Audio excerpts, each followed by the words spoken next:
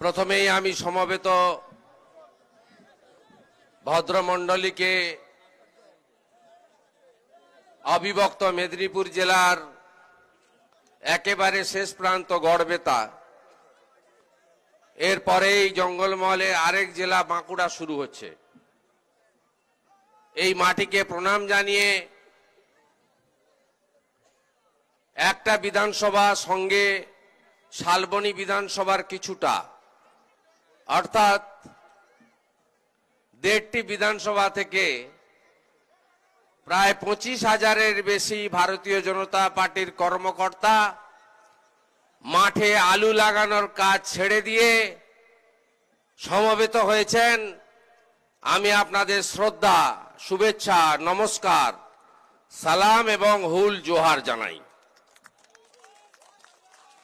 আজকের এই কর্মসূচি কেন আমাদের জেলার সভাপতি, যার নেতৃত্বে মেদিনীপুর এবং ঝাড়গ্রাম লোকসভা কেন্দ্রে গত নির্বাচনে ভারতীয় জনতা পার্টি জয়যুক্ত হয়েছে, সম্মানীয় সমীর দাস তিনি একটু আগেই তার বক্তব্য রেখেছেন। আজকে 4 জানুয়ারি 2000 সালের 4 জানুয়ারি গড়বেতার ছোট আঙ্গারিয়াতে বক্তার মণ্ডলের বাড়িতে শিকল তুলে নিরীহ নিষ্পাপ অত্যন্ত দরিদ্র প্রান্তিক মানুষদের পুড়িয়ে মারা হয়েছিল। অনেকে মারা গেছিলেন, তাদের মধ্যে আজকে কয়েকটি পরিবার এখানে আছেন। আমি নতমস্তকে তাদের বিদেয়ী আত্মার অমরত্ব প্রার্থনা করি, তাদের পরিবারের প্রতি সমবেদনা জ্ঞাপন করি। এই কর্মসূচিতে আমরা পেয়েছি মাননীয় সাংসদ, খড়গপুর আইআইটির প্রাক্তনী কৃতি মানুষ কুনার হেমব্রম মহোদয়কে, রাজ্য ভারতীয় জনতা পার্টির সম্পাদক, 1986 সাল থেকে পার্টির সঙ্গে যুক্ত, 98 থেকে 2001-এর লড়াইতে, যৌথ লড়াইতে নেতৃত্ব দিয়েছেন সম্মানীয় তুষার মুখার্জি। এর বাইরেও আমরা পেয়েছি এই জেলার ভারতীয় জনতা পার্টির 3 জন সাধারণ সম্পাদক, ডক্টর শঙ্কর গুচ্ছাইত, তপন ভূঁইয়া, রাজীব কুন্ডুকে, সঞ্চালক তারাচাঁদ দত্ত, প্রাক্তন সভাপতি ধীমান বাবু। গত 19 তারিখ মেদিনীপুরের ঐতিহাসিক সভায় অমিত শাহ মহোদয়ের হাত দিয়ে জয়েন করা আমার বহু সাথী আছে, তার মধ্যে বর্ষিয়ান প্রণব বসু সহ সকলকে, যুব মোর্চা, মহিলা মোর্চা, এসসি মোর্চা, এসটি মোর্চা, ওবিসি মোর্চা, মাইনরিটি মোর্চা,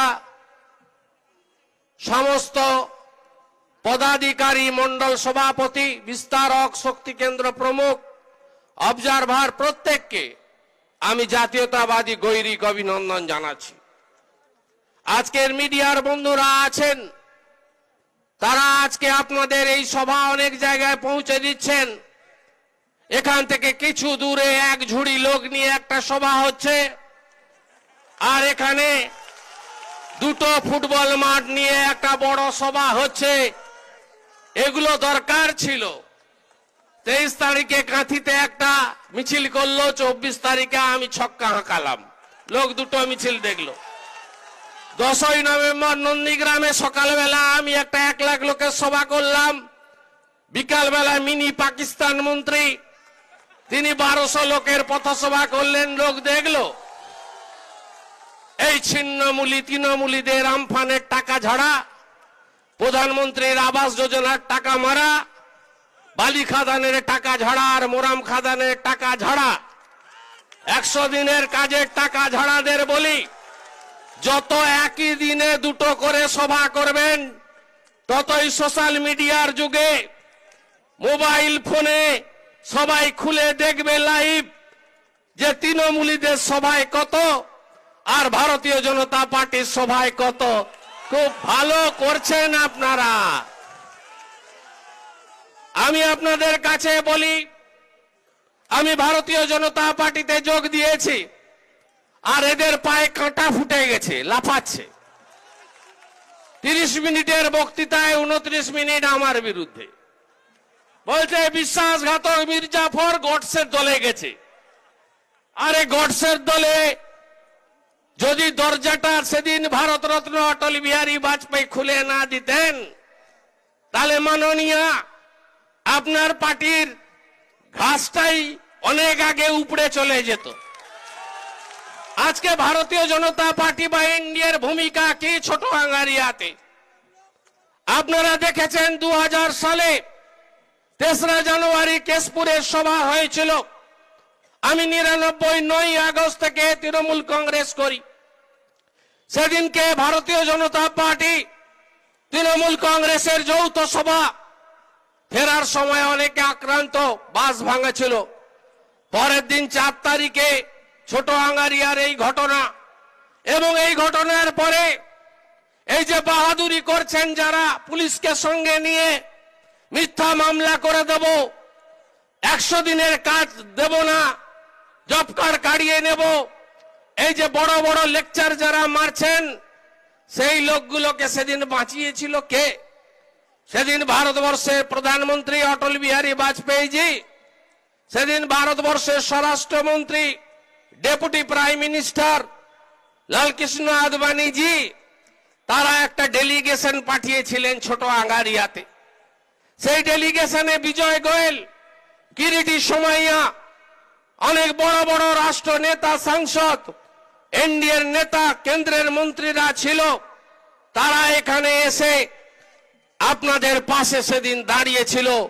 সিবিআই তদন্ত হয়েছিল। সিবিআই তদন্ততে সাক্ষ্য দিতে কারা গেছিল? আপনারা রেকর্ড দেখুন। যারা আজকে ছোট আঙ্গারিয়ার শহীদ বেদিতে 11 সাল পর্যন্ত তো শহীদ বেদিতে মালা দেওয়ার সুযোগ পায়নি। 11-র পরে 12 থেকে মনে পড়েছে।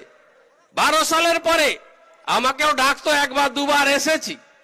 সেই 12 সালের পর থেকে, তারপর থেকে, তার আগে কিন্তু শহীদ বেদিতে মালা তো দূরের কথা, গেঁদা ফুলের পাপড়িটাও পড়তো না।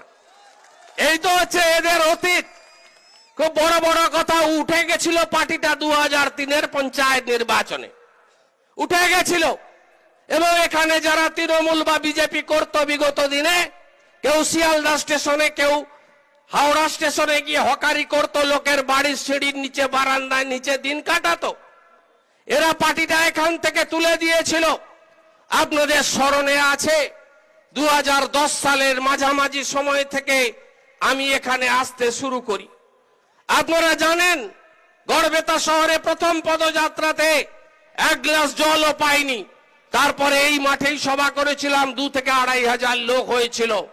এই লোকগুলোকে অক্সিজেন দিয়ে, এই লোকগুলোর পাশে দাঁড়িয়ে, এই লোকগুলো যে আজকে বাহাদুরি করছে, ভাঙা সাইকেল ছেড়ে স্করপিও গাড়িতে ঘুরছে, আর পুরা বিড়ি ছেড়ে লম্বা লম্বা সিগারেট খায়, আর রেমন্ডসের জামা কাপড়, রোল গোল্ডের চশমা, আর হাতে দামি দামি ঘড়ি, বাচ্চার জন্মদিনে 5 লাখ, আর মেয়ের বিয়ে দিতে গেলে 1/2 কোটি টাকা খরচ করে, এই লোকগুলোকে আমি অক্সিজেন দিয়ে এই জায়গায় প্রতিষ্ঠা করেছিলাম, ঘরে ঢুকে গেছিল।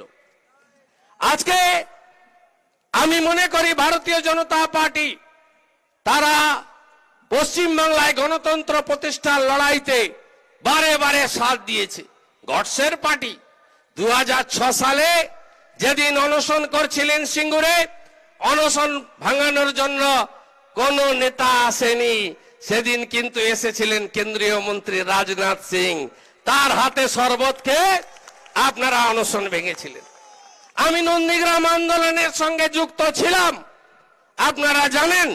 সেই নন্দীগ্রাম আন্দোলনে 14 মার্চ 2007 যখন চপ্পলপাড়া হারমাদ বাহিনী এবং পুলিশ গুলি করলো, 14 জন কৃষক মারা গেল। তার 2 দিন পরে অবরুদ্ধ নন্দীগ্রামে প্রথম কে এসেছিল?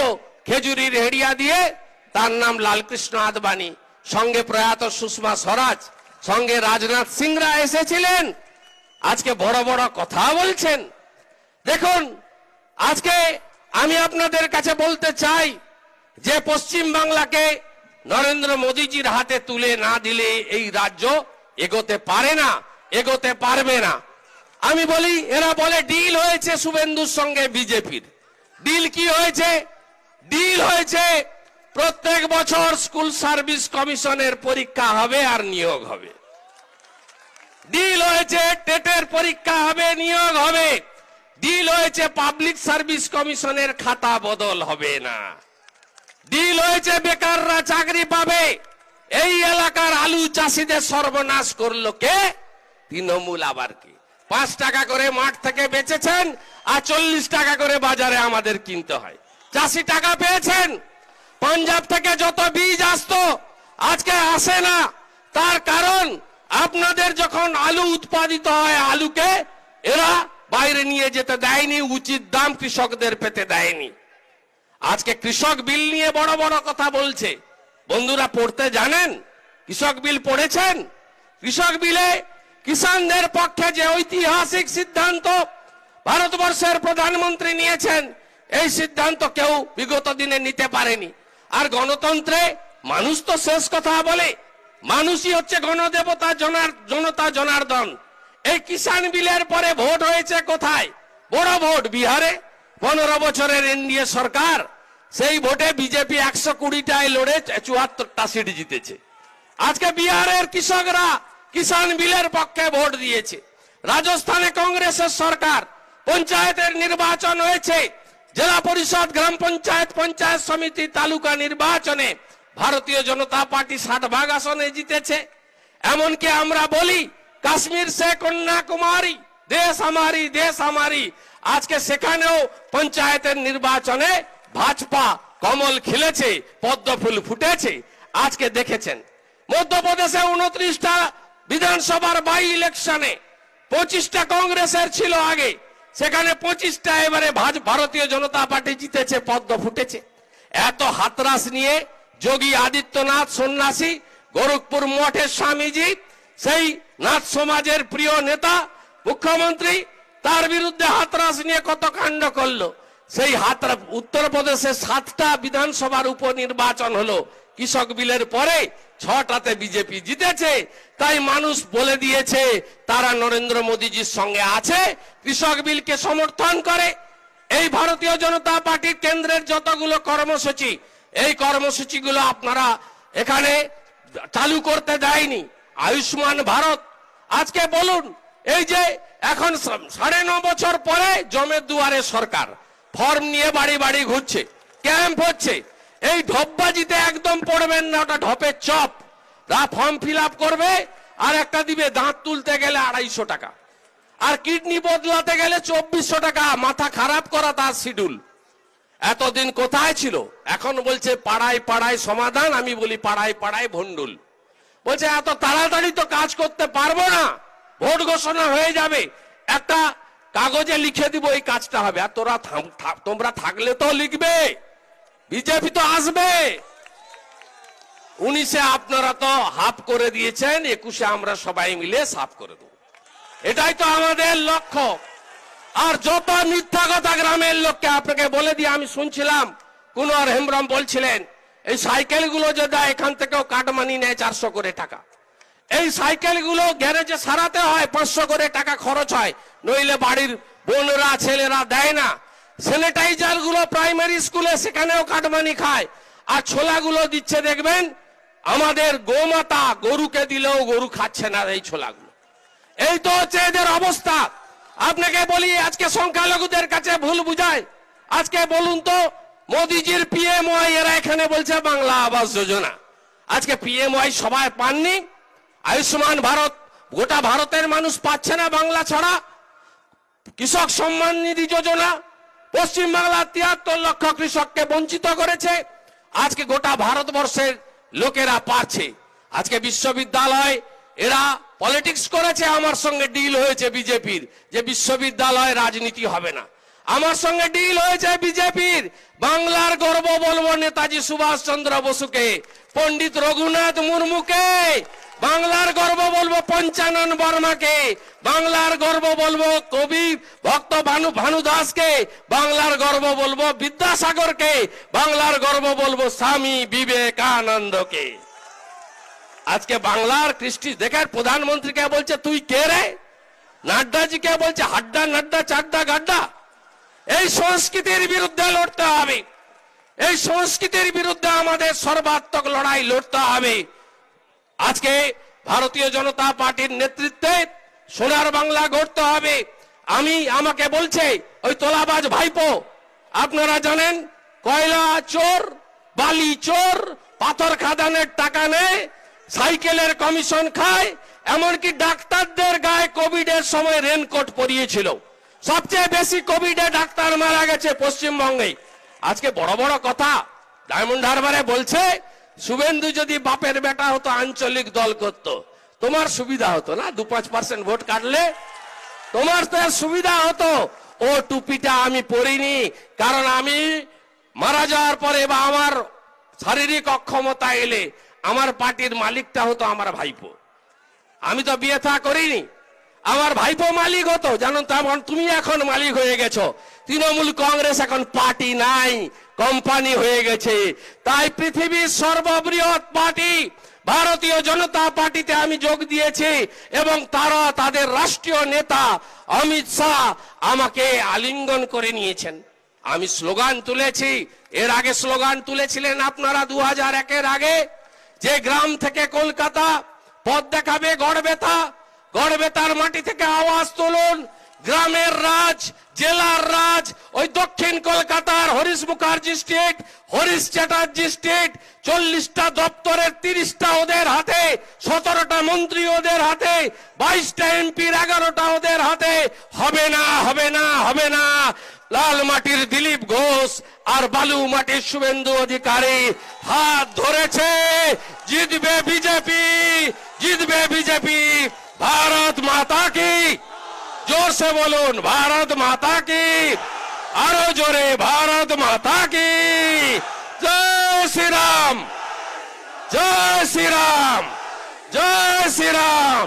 कृष्ण कृष्ण हरे हरे, कृष्ण कृष्ण हरे हरे, कृष्ण कृष्ण हरे हरे।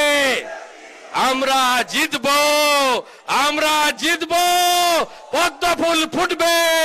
জয় হিন্দ, বন্দে মাতরম। ধন্যবাদ আমাদের জননেতা সম্মানীয় শুভেন্দু অধিকারী মহাশয়কে। আমাদের কয়েকটি জয়েনিং আছে, বড় জয়েনিং। আমরা মঞ্চে ডেকে নেব চিত্ত দাস, কৌশিক পান, হারাধন বাগতি, কার্তিক বাগ, কার্তিক পাত্র, অমর বাগতি, গৌর সিং, বুলেট বাগতি, অমিত পান, অক্ষয় বাগ, বাপি পাত্র, স্বরূপ মন্ডল সহ নাম ডাক্তার সত্যবাগ, নাড়ু পাত্র, কানাই গোড়াই, দেবসোনা ঘড়ই, গণেশ মিত্রা। এরপরে প্রশান্ত কুমার পাল, প্রশান্ত কুমার পাল, প্রশান্ত কুমার পাল, উনি পশ্চিমবঙ্গ রাজ্য সরকারি কর্মচারী ফেডারেশনের রাজ্য কোর কমিটির প্রাক্তন সদস্য। ওনাকে আমি মঞ্চে ডাকছি।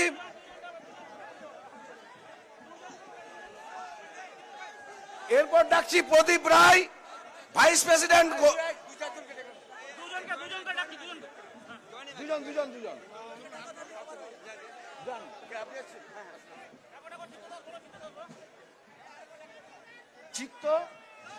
চিত্ত দাস, সমীর, অরুণ মাইতি, বাবুলাড়ি তৃণমূল বুথের সহসভাপতি, প্রদীপ রায়, প্রদীপ মন্ডল, শৈবাল রায়, জোবা মাত্র, দেবাশিস মন্ডল, সৌরভ পাল, ঠাকুর পাত্র। আপনারা সবাই মঞ্চে ওঠার দরকার নাই।